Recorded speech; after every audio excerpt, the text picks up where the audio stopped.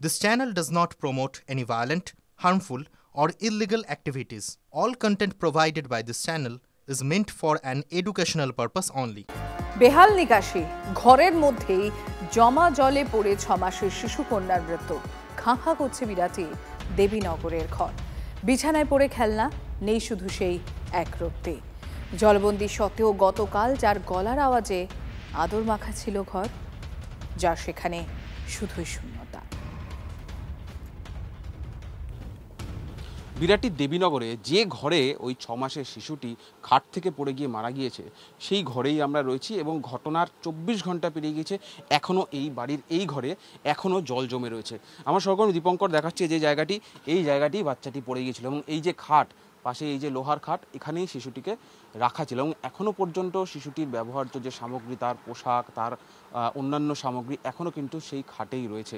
এখান থেকেই তাকে শিশুটির মা তাকে শুইয়ে রেখে যায়, ঘুম পাড়িয়ে রেখে পাশে গিয়েছিল, তারপরেই এই অঘটন ঘটে যায়। ঘরের ছবিটা আমি একবার যদি দেখাই, যেটা প্রশাসন দাবি করছে, রাজ্যের মন্ত্রীরা দাবি করছেন যে বৃষ্টি হলেই জল 3 থেকে 4 ঘন্টায় নেমে যায়, সেখানে এই শিশুটির মৃত্যুর প্রায় 24 ঘন্টা পরও এখনও কিন্তু সেই ঘরেও জল বর্তমান। সেই দেবীনগর এলাকায় শামুক ভাসছে, মরা শামুক, জলের বোতল, গ্যাস সিলিন্ডার থেকে শুরু হয়ে সমস্ত কিছু ভাসছে এবং এখানে প্রত্যেক বছর এই পরিমাণ কিন্তু জল জমে বা বৃষ্টি বাড়লে জলও বেড়ে যায় এবং মাছ ঘুরতে দেখা যাচ্ছে। এই জমা জলে কিন্তু মাছও ঘুরছে, কারণ পাশে জলাশয় রয়েছে, সেখান থেকে জল চলে আসে। গেট থেকে বেরোলে এখানে দেখা যাচ্ছে ইলেকট্রিক মিটার, বিদ্যুতের তার, অর্থাৎ প্রত্যেক মুহূর্তে বর্ষাকালে যখনই জল এখানে জমে যায় তখন থেকেই তাদের বিপদ শুরু হয় এবং এখন আবার বৃষ্টি শুরু হয়েছে, যেটা স্থানীয় বাসিন্দারা এবং এলাকার বাসিন্দারা দাবি করছিলেন, যারা বলছিলেন যে জল কিছুটা নামতে শুরু করেছে, কিন্তু বাইরে আবার প্রবল বর্ষণ শুরু হয়েছে। এই প্রবল বর্ষণ শুরু হলেই কিন্তু এই এলাকার, এই বিরাটি 13 নম্বর ওয়ার্ড, দেবীনগর এবং তার সংলগ্ন এলাকার বাসিন্দাদের মধ্যে নতুন করে আতঙ্ক দানা বাঁধে যে জল আবার বাড়বে। ক্যামেরা দীপঙ্কর জানার সঙ্গে সুজয় পাল, টিভি 9 বাংলা, বিরাটি। 1 মাস ধরে জল বাড়ির মধ্যে, এই জমা জলের মধ্যে দিয়ে আপনাদের চলাফেরা সবকিছু, এই বছর তো প্রথম নয় না, প্রত্যেক বছরই জল জমে। আর জল কতদিন থাকে? অনেক দিন করে থাকে। এবার এই জল কতদিন ধরে আছে? তাও 1 মাস।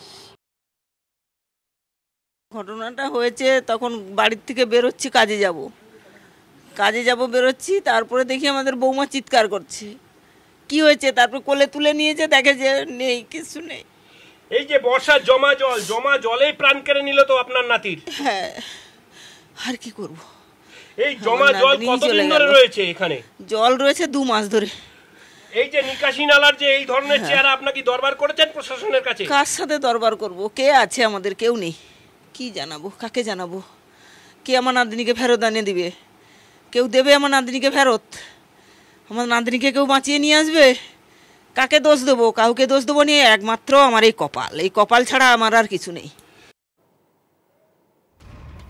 1 মাস ধরে বিরাটির দেবীনগরে জমে জল। বেহাল নিকাশি হওয়ায় বেরোতে পারছে না বৃষ্টির জমা জল। সরব এলাকার বাসিন্দারা, আর রাস্তা থেকে ঘরের ভিতর কোথাও তো হাঁটু সমান জল রয়েছে। ঘরে জমে থাকা জলে পড়ে গিয়ে মৃত্যু হয় 6 মাসের এই শিশু কন্যার, আর এই নিয়ে খুবই ফুঁসছে গোটা দেবীনগর। বৃষ্টি হলে রাজ্যের যে কোনো জায়গাতেই 3 থেকে 4 ঘন্টার মধ্যে জল নেমে যায় বলে দাবি করছেন রাজ্যের মন্ত্রীরা, খোদ রাজ্য প্রশাসন এই দাবি করছে। কিন্তু সেই জলেই আমরা দাঁড়িয়ে রয়েছি বিরাটির দেবীনগর এলাকায়, যেখানে গতকাল অর্থাৎ 24 ঘন্টা আগে মাত্র 6 মাসের এক রত্তি শিশু নিজের বাড়ির খাট থেকে পড়ে বেঘোরে প্রাণ হারিয়েছে। সেই এলাকার মানুষজন রয়েছেন, তাদের প্রত্যেকের সঙ্গে কথা বলবো। দেখা যাচ্ছে তারা প্রত্যেকেই প্রায় হাঁটু সমান জল, সেই জলে দাঁড়িয়েছেন। তারা বলছেন যে জল আগের থেকে কিছুটা নামলেও অবস্থার উন্নতি হয়নি। এই যে জলটা, এই বছর যে জলটা হয়েছে, এই জলটা এখন 1 মাসের মতো হলো, এই জলটা এখনো স্ট্যাগনেন্ট অবস্থায় রয়েছে। জল প্রতি বছরই হয়। প্রশাসন দেখে না? দেখে তো, তাদের চোখের সামনেই তো হচ্ছে।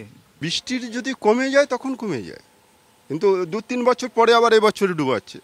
এটা দেখুন, জ্যৈষ্ঠ মাসে শুরু হয়েছিল, জ্যৈষ্ঠ মাসে শুরু হয়ে একবার ডুবালো, আবার শুকনো হয়ে গেল রাস্তা, সেই আবার কিছু নেই, তো লাগাতার বৃষ্টির জল। ঘটনাটা হয়েছে তখন বাড়ির থেকে বেরোচ্ছি, কাজে যাব বেরোচ্ছি, তারপরে দেখি আমাদের বৌমা চিৎকার করছে, কি হয়েছে? তারপর কোলে তুলে নিয়েছে, দেখে যে নেই, কিছু নেই। এই যে বর্ষার জমা জলেই প্রাণ কেড়ে নিল তো আপনার নাতির। হ্যাঁ, আর কি করব। এই জমা জল কতদিন ধরে রয়েছে এখানে? জল রয়েছে 2 মাস ধরে। এই যে নিকাশি নালার যে এই ধরনের চেহারা, আপনাকে দরবার করেছেন প্রশাসনের কাছে? কার সাথে দরবার করব? কে আছে আমাদের? কেউ নেই। কি জানাবো, কাকে জানাবো? কে আমার নাতনিকে ফেরত আনিয়ে দিবে? কেউ দেবে আমার নাতনিকে ফেরত? আমার নাতনিকে কেউ বাঁচিয়ে নিয়ে আসবে? কাকে দোষ দেবো? কাউকে দোষ দেবো নিয়ে, একমাত্র আমার এই কপাল ছাড়া আমার আর কিছু নেই। জল 1 মাস ধরে জল বাড়ির মধ্যে। এই জমা জলের মধ্যে দিয়ে আপনাদের চলাফেরা সবকিছু, এবছর তো প্রথম নয়? না, প্রত্যেক বছরই জল জল। আর জল কতদিন থাকে? অনেক দিন করে থাকে। এবার এই জল কতদিন ধরে আছে তাও? 1 মাস। অবশ্যই খামতি ছিল।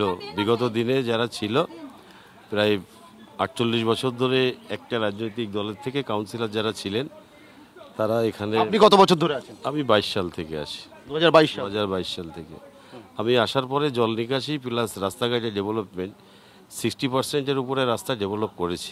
এই যে শিশুকন্যার মৃত্যু, এর জন্য কার দায় কি বলবেন? এটা একদম উপরে ভগবান ছাড়া আর কিছু দায় দেওয়ার কিছু নেই, কারণ কোনো মৃত্যুই স্বাভাবিক নয় এবং এইসব মৃত্যু কারুর কাম্য না। কেউ চায় না যে এই ধরনের একটা নিকাশির বেহাল অবস্থার জন্য, আপনি বেহাল দশার জন্য দায়? না না না, নিকাশির অবস্থা একদম যে খারাপ তা নয়। নিকাশির ব্যবস্থা করা হয়েছে, আর এটা একটা নিচু অঞ্চল। এই অঞ্চলে একটু বৃষ্টি হলে জল হয় ঠিকই, কিন্তু যে বাড়িতে ঘটনাটা ঘটেছে সেই বাড়িটা রাস্তার থেকে আরও অনেক নিচু।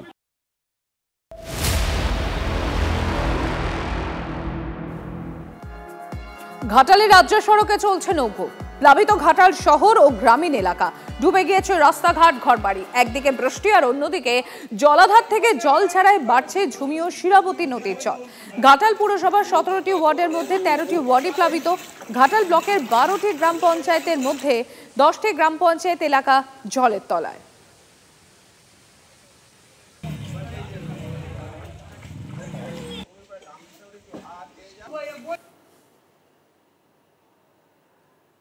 আমরা এই মুহূর্তে দাঁড়িয়ে রয়েছি ঘাটালের একটি রাজ্য সড়কের উপর, আড়গোড়া চাতাল। এই রাজ্য সড়কে আগে চলতো যাত্রীবাহী গাড়ি, পণ্যবাহী গাড়ি, আর এখন সেখানে চলছে নৌকো। প্রতিনিয়ত যত সময় গড়াচ্ছে ঘাটালে জল যন্ত্রণার ছবি ঘাটালবাসীর কাছে নাভিশ্বাস হয়ে উঠছে। ঘাটালবাসী বলছে আর সহ্য করা যাচ্ছে না, এবারে চাই মুক্তি। মুক্তি মানে সেই ঘুরি ফিরিয়ে একই আসছে ঘাটাল মাস্টার প্ল্যান। তারা বলছেন ঘাটাল মাস্টার প্ল্যান হলে হয়তো সম্পূর্ণভাবে জল যন্ত্রণা থেকে মুক্তি মিলবে না, কিন্তু এই দীর্ঘদিন ধরে জল যন্ত্রণার মধ্যে তাদের আর হয়তো থাকতে হবে না। বন্যা হলেও বন্যা হয়তো কমে যাবে। ইতিমধ্যে 1 মাসে 4টি বন্যার সম্মুখীন হয়েছে ঘাটালের মানুষজন। তারা বলছেন এতদিন একটানা বন্যার ফলে এবারে জীবন জীবিকায় একটা বড় টান পড়েছে। তারা চাইছে যে দ্রুত স্বাভাবিক ছন্দে ফিরুক ঘাটাল। এখন উত্তর নেই কারো কাছে কবে স্বাভাবিক ছন্দে ফিরবে ঘাটাল। পশ্চিম মেদিনীপুরের ঘাটাল থেকে অসীম বেরা, TV9 বাংলা।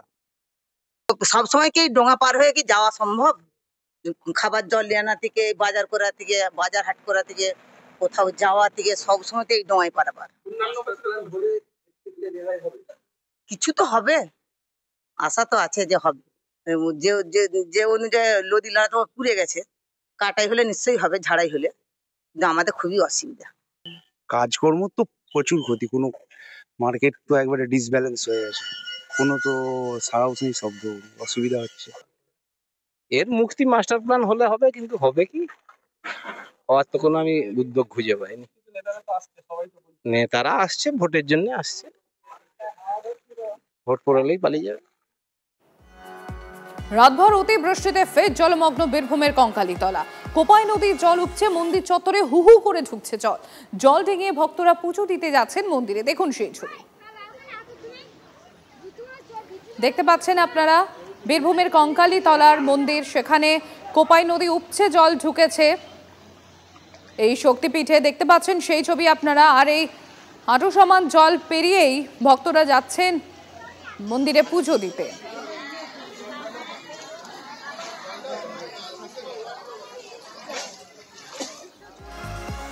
আজ আরো বেড়েছে সিউড়ির তিলপাড়া ব্যারেজের নিচে থাকা ওয়াটার ডিভাইডারের ফাটল দেখা দিয়েছে নতুন করে আরো বেশ কয়েকটি ওয়াটার ডিভাইডারে।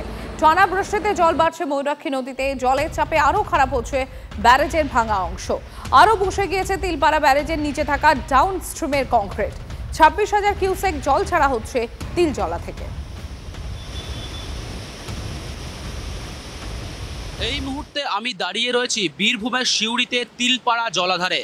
তিলপাড়া জলাধারে যে ব্যারেজ, সেই ব্যারেজের ছবিটা একবার দেখাবার চেষ্টা করব। এই মুহূর্তে কিন্তু প্রায় 26,000 কিউসেক জল ছাড়া হয়েছে তিলপাড়া ব্যারেজ থেকে। পাশাপাশি যে ফাটলের কথা গত দুদিন ধরে আমরা দেখাচ্ছিলাম ওয়াটার ডিভাইডারে, সেই ওয়াটার ডিভাইডারের আরও বেশি পরিমাণে ফাটল কিন্তু আজকে দেখা যাচ্ছে এবং অন্যান্য যে ওয়াটার ডিভাইডারগুলি রয়েছে সেগুলিতেও কিন্তু ফাটল দেখা দিয়েছে। সব মিলিয়ে কিন্তু এই মুহূর্তে আবারও এক ভয়াবহ চিত্র ধরা পড়ছে এই বীরভূমের সিউড়ির তিলপাড়া ব্যারেজে।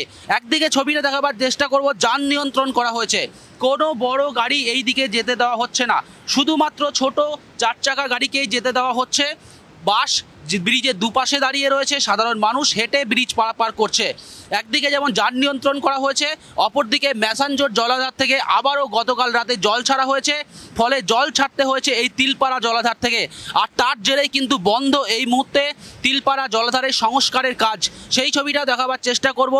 এই যে জায়গাগুলি, যেই জায়গাগুলিতে সংস্কার করা হচ্ছিল, এই সংস্কারের কাজ কিন্তু একেবারেই বন্ধ। যে মেশিন, সেই মেশিন কিন্তু একেবারে ওপরে তুলে নেওয়া হয়েছে, কারণ আমরা দেখলাম দিন কয়েক আগে কাজ করার সময় এক বিপত্তি ঘটেছিল। এই জেসিবি মেশিন কিন্তু জলের তোড়ে এই তিলপাড়া নদীতে ডুবে গিয়েছিল। সব মিলিয়ে কিন্তু এই মুহূর্তে তিলপাড়া জলাধারের অবস্থা একেবারেই শোচনীয়। সাধারণ মানুষকে মাইকিং করে সতর্ক করা হচ্ছে যাতে ব্রিজের ওপর অযথা কেউ ভিড় না করে। সব মিলিয়ে কিন্তু এই মুহূর্তে ভয়ঙ্কর চিত্র এই তিলপাড়া ব্যারেজের। ক্যামেরায় বিক্রমের সাথে হিমাদ্রি, TV9 বাংলা। আমাদের এত যান চলাচল, এত অসুবিধা হচ্ছে, এই যে রামপুরহাট নলহাটি যে সমস্ত অসুস্থ পেশেন্ট, অ্যাম্বুলেন্স, খুবই যান চলাচল খুবই অসুবিধা এই ব্রিজের পরিস্থিতির জন্য। ব্রিজে খুবই ফাটল ধরে গিয়েছে, যে মানে তিলপাড়া ব্রিজের যে সাপোর্টিং যেগুলো আছে, সেই সাপোর্টিং পুরো ভেঙে একদম চুরমাচুর হয়ে পড়ে আছে। এখন পরিস্থিতি এটা মানে ফাটল দেখা দিয়েছে এটাই বলছে, তো অনেকদিন থেকে মেনটেন্যান্সের অভাবে হয়তো এই ফাটল দেখা দিয়েছে। হ্যাঁ, সমস্যা বলতে এটা যোগাযোগ ব্যবস্থা, একটাই যোগাযোগ ব্যবস্থা, অন্যদিকে যাওয়ার কোনো রাস্তা আপাতত নেই, মানে এটা মেন রোড আর কি। হ্যাঁ, দক্ষিণবঙ্গে উত্তরবঙ্গের সঙ্গে তো যোগাযোগ বিচ্ছিন্ন এখনো হয়ে গেছে, সাইডের দিকে ঘোরাচ্ছে, কিন্তু সাইডে তো প্রচুর জাম হচ্ছে দেখছি।